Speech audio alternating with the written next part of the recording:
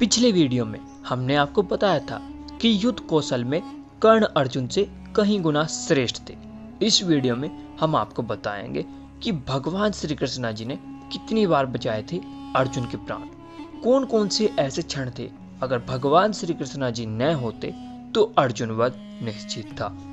पहले योद्धा है भगदत्त। भगदत्त व अर्जुन के मध्य भयानक युद्ध चल रहा था। इस युद्ध में श्री कृष्ण जी ने अर्जुन के 2 बार प्राणों की रक्षा की थी, जिसमें से एक बार भगदत्त का हाथी अर्जुन को कुचलने के उद्देश्य से उसके रथ पर कूदा, परंतु भगवान श्री कृष्ण जी ने अपनी कुशलता से रथ को वहां से हटा दिया और अर्जुन के प्राणों की रक्षा की।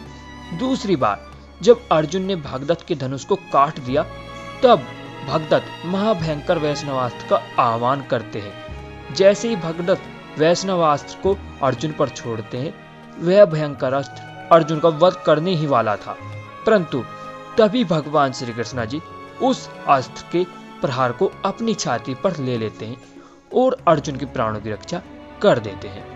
द्रोणवध के पश्चात क्रोधित अश्वत्थामा महाभयंकर नारायणास्त्र का प्रयोग कर देते हैं। पूरी पांडव सेना उस भयंकर अस्त्र से भयभीत हो जाती है। वह महाभयंकर नारायणास्त्र इतना शक्तिशाली था कि संपूर्ण पांडव सेना का विनाश कर सकता था। तब भगवान श्री कृष्ण जी ने ही उसको शांत करने का मार्ग बताया था, जिससे अर्जुन समेत संपूर्ण पांडव सेना के प्राणों की रक्षा हुई थी।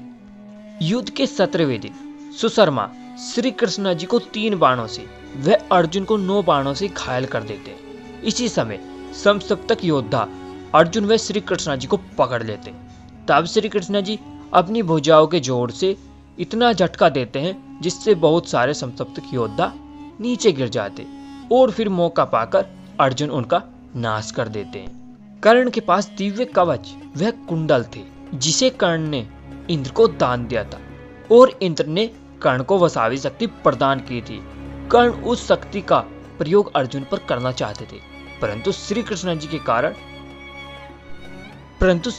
जी ने कर्ण को अपनी माया से भ्रमित कर रखा था और कभी भी अर्जुन को कर्ण के सामने नहीं आने दिया था। अगर श्री कृष्ण जी अपनी माया का प्रयोग न करते तो अर्जुन वध निश्चित था। युद्ध के 17वें दिन कर्ण ने भार्गवास्त्र का प्रयोग किया, जिससे लाखों की संख्या में सैनिक मारे गए थे। अर्जुन ने भी कहा था कि वह इस अस्त्र को रोक नहीं सकता।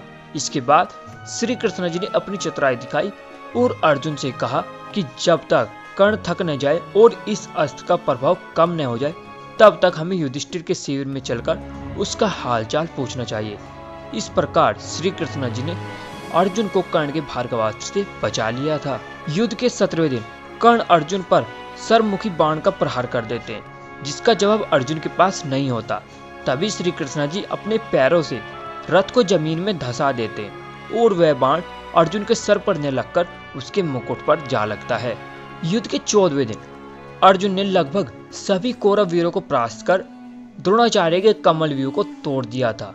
वहां पर जब अर्जुन और जयद्रथ का युद्ध हो रहा था, तब श्री कृष्ण जी अर्जुन को जयद्रथ वध की विधि बताई और उनके पिता का जयद्रथ को वरदान भी बताया।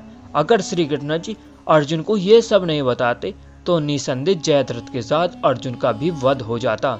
कौरव सेना को परास्त करने के बाद जब पांडव अपने शिविर में पहुंचे, तब श्री कृष्ण जी ने अर्जुन को पहले रथ से उतरने को कहा। अर्जुन ने श्री कृष्ण जी के आदेश के अनुसार ही कार्य किया। इसके बाद श्री कृष्ण जी रथ से उतर गए और हनुमान जी भी अंतर्ध्यान हो गए। तभी अर्जुन का वह रथ जलकर भस्म हो गया।